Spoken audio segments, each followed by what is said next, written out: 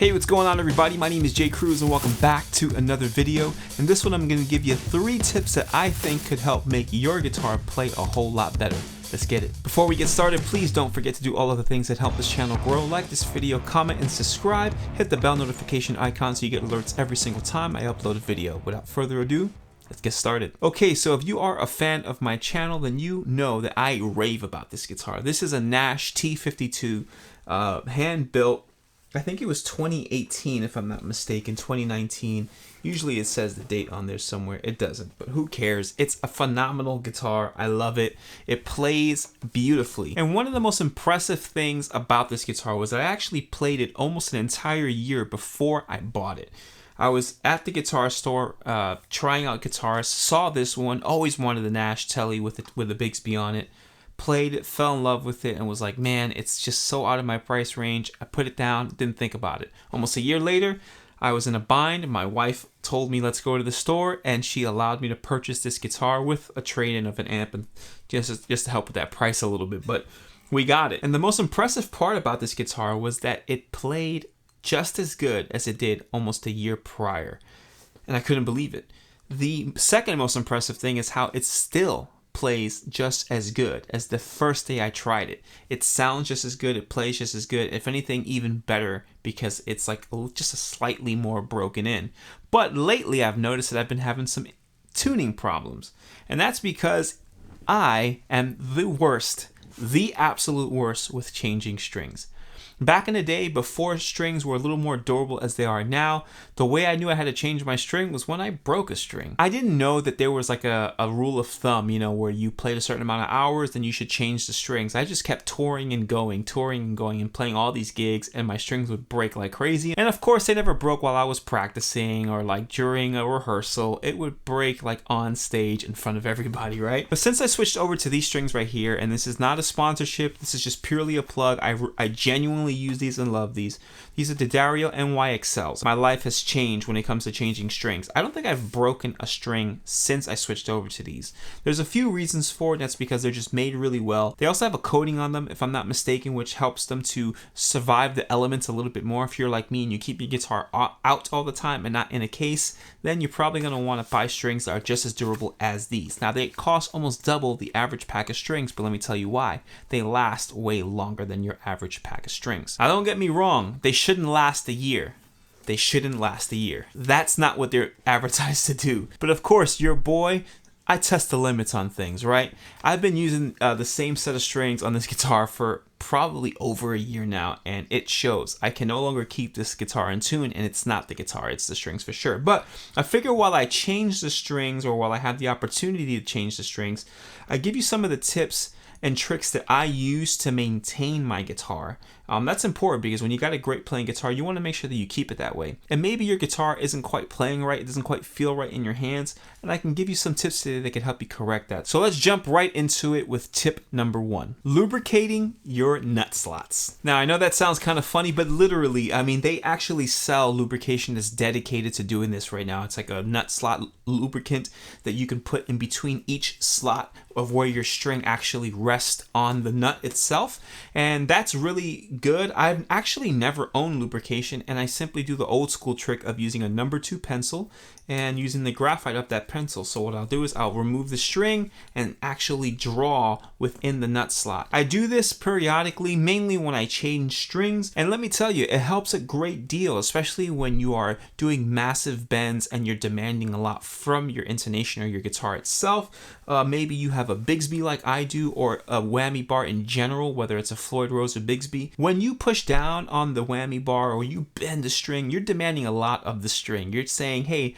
I want you to go all the way with me and come right back to where you belong. And that's a lot for a string. So giving it the most opportunity to be successful is gonna go a long way. And using nut lubrication will assist that. Allowing the string to move back and forth within the nut slot freely without any kind of friction will help you retain tuning stability. Tip number 2 is adjusting your intonation. Now that sounds very scary, and it's something that most people would assume they should go to a luthier for, or a guitar tech in general, just someone that they can trust to do that for them. And don't get me wrong, there are some jobs you should genuinely leave to professionals, but I'm going to give you a couple of tips that might make this process seem a little more simple and easier than you thought. There are multiple reasons why you would want to make saddle adjustments. They could be because the string is not sitting right, it could be that the strings are sitting too high or too low, and it could be intonation. There are two areas in which you can adjust that. The top of the saddle, which you would need Allen keys for to essentially move the height of the string up and down, and the back of the saddle, the part that's holding that tension. That's the part that you might need a screwdriver for, a really small one at that. The simplistic rule of thumb is that back part with the screwdriver piece usually adjusts intonation, and the top part with the Allen key typically adjusts string height. Now they can both affect intonation, but usually you will adjust the height for your comfort and intonation for playability. You can either use a ruler to actually measure out all of the string heights to make sure that you're getting the height that you prefer, or you can do a trick that's very, very simple and usually very effective. When you are tuning your guitar and you get the perfect tuning, let's say you're tuning your high string E, your E should be just as in tune open as it is when you are playing on the 12th fret. So if you're playing open and your tuner reads directly in the middle saying it's in perfect tuning, but when you play on the 12th fret it's showing a little sharp or flat, then you have to make adjustments for intonation. You have to actually move that piece with the screwdriver either forward or back, and that will allow you to intonate your guitar a little better. It's not that difficult to do, and it's quite simple to do as a trial and error. You're not going to truly ruin the guitar. Take it step by step, do simple turns. And that's another piece of advice. Little goes a long way. Quarter turns, half turns are truly all you need when you make these kinds of adjustments. And always double check what you're doing. Check your tuning and make sure that the guitar is okay and that the tuning is okay, and showing that what you're doing is actually working. And lastly, tip number 3, air dusters. Believe it or not, that's actually a really important tool here in my studio, both for all of my equipment that you see here, my pedal board even, but the guitar. You ever heard of someone say, hey, your guitar or even your volume pedal, right, has a dusty pot?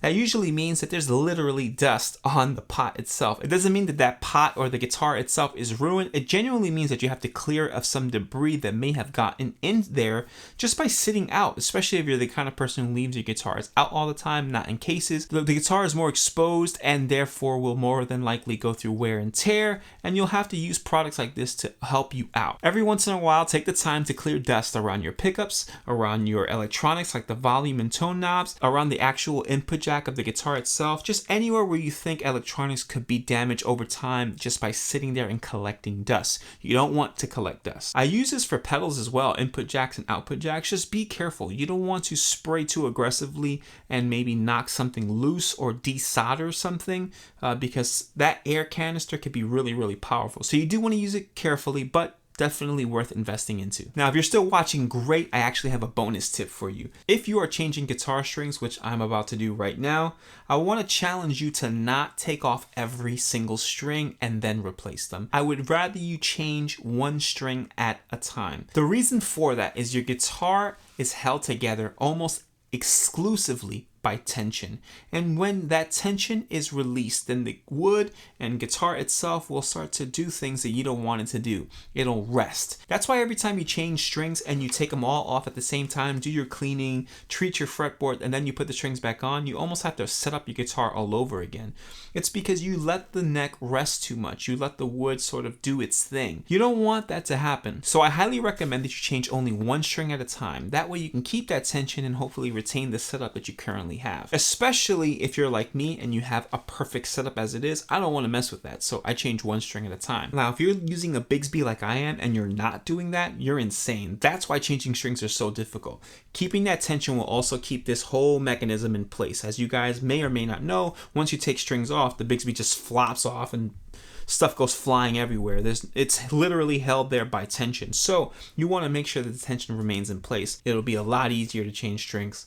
Trust me. Trust me. I hope that this information helps. I was actually planning on making a completely different video today, but I was about to change the strings on my guitar and saw an opportunity There are some people who all know this information, but you know what? I went years and years without knowing this information. The internet wasn't accessible to me like it is today, so I just had to figure all this stuff out on my own. So I figured, let me just tell people some of the stuff that I figured out along the way that works for me. Maybe it'll help you. Let me know in the comment section if there's something that you do that in your string changing process, or to basically maintain your guitar setup. It can for surely help me out, but definitely help our community out, right? Everyone who's watching this video and maybe looking in the comment section for some more tricks and tips. So let us know what you do and what you would add to this video if you had the opportunity to do so. Thank you all so much for watching. Please do all of the things that continue to help this channel grow. Like this video, comment, and subscribe. Hit the bell notification icon so you get alerts every single time I upload a video. I've been uploading shorts almost weekly as well, so that's a little fun 30-second clip that you can watch every single Monday, usually, maybe Tuesday, depending on the week. There are a few affiliate links in the description box that if you click on them will help this channel out. It's like cents to the dollar, but you know what? Every single penny helps, and I would greatly appreciate it. There's also a link where you can donate directly to me and this channel to help this channel grow. Once again, thanks for watching, and until next time.